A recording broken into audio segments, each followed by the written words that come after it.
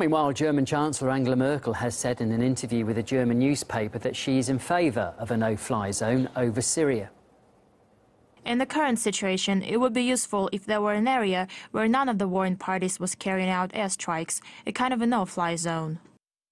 RT's Peter Oliver has more now on this story from Berlin.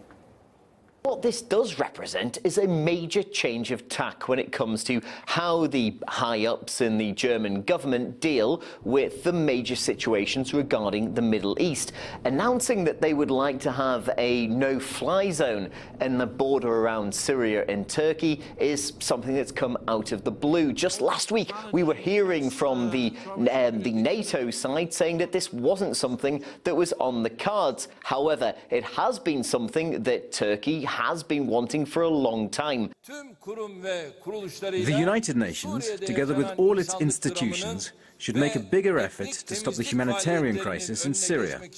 The problem cannot be overcome without a secure, no-fly zone over Syria. It does represent, though, a massive change in direction when it comes to dealing with this part of the world from Germany. Back in 2011, Germany was vehemently opposed to the no-fly zone that was opposed above Libya. We also saw Germany being one of the nations that declined to join the so-called coalition of the willing when it came to tackling Iraq. So this change of ideology, this change of aim from Berlin is something that, although hasn't received much information, much attention here in Germany, is something we should really be looking at. Well, let's bring in Michael Operskalski to talk more about this. He's a journalist and an expert on international affairs. Good evening to you. Thanks very much for coming on to RT today. Why do you think Angela Merkel has voiced support for a no-fly zone in Syria? First of all, it's not only Angela Merkel. She's supported by the Foreign Minister Steinmeier, the West German Foreign Intelligence Service BND, and other high-ranking government responsible forces. So why do they do this? Because of three reasons. Number one is they are, to a large extent, pressurized by the Turkish regime to follow the Turkish regime's interest due to the refugee crisis. Number two, the open agenda for Germany is regime change by all means in Syria.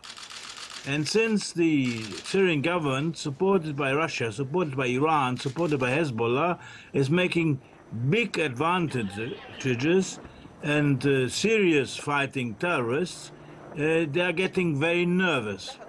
So they are not interested in peace, but they want to stop this kind of advance by the forces on the ground. So it's a very, very big and very dirty game, as I would like to say. And on the other hand, it's splitting, actually, the military hierarchy in and the establishment in Germany, as well as some political forces. I will give you an example. Some ex-high officers of the German army, as well as effective officers in order, they are very much against this. Others, like for example... Michael, can I just jump in there? Why are they against it? Because I suppose the logical argument would be, you know, it would actually be detrimental to the fight against ISIS. They say, those who are arguing against it are saying, number one, it is not going to be useful for the fight against the ISIS, and the contrary.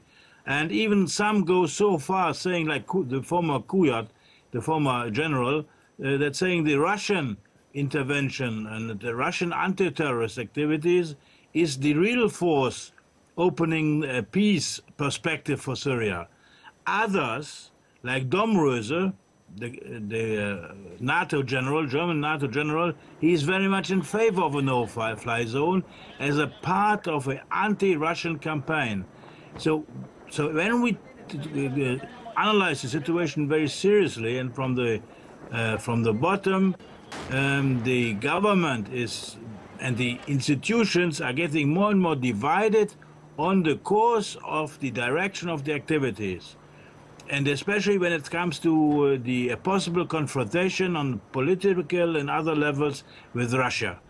And, of course, on the perspective of regime change in Syria, because one thing gets more and more clear, that the Syrians supported by Russia, Iran, Hezbollah and others, they're getting more strong, more serious, and more terrorist activities are crashed.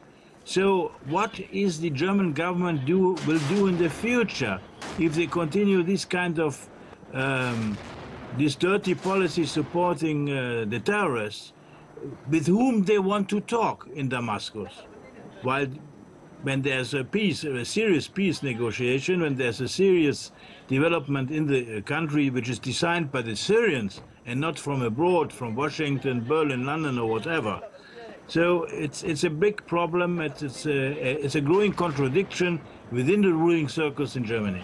OK, Michael, thanks very much for your insight. That was Michael Opaskalski, a journalist and also expert on international affairs. Thank you. I thank you.